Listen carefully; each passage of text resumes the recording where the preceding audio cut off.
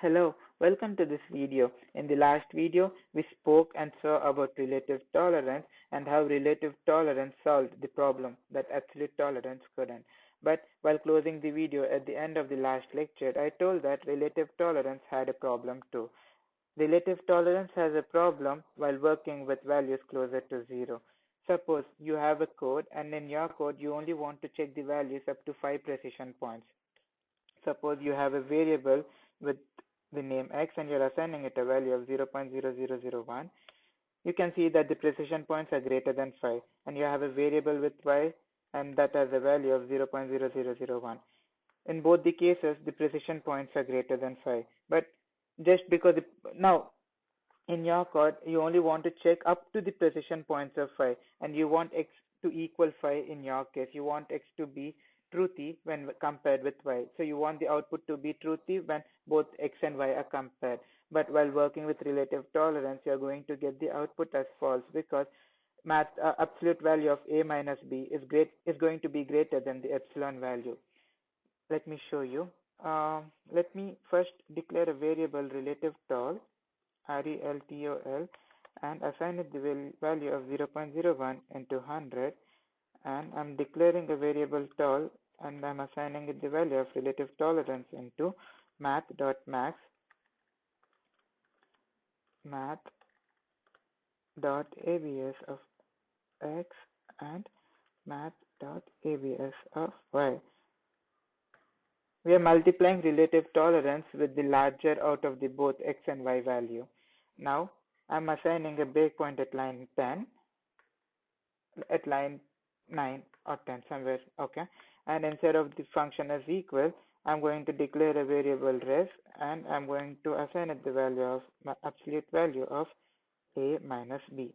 Now let me execute the file. Now we enter the debugger mode. I'm stepping through the code.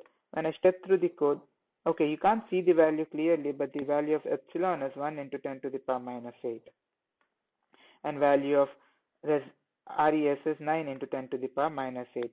Clearly, the value of res is greater than epsilon, so we are getting the output to be false. But in our code, in our use case scenario, we are only checking up to 5 precision points, and we want the value to show, we want the result to be true instead of false.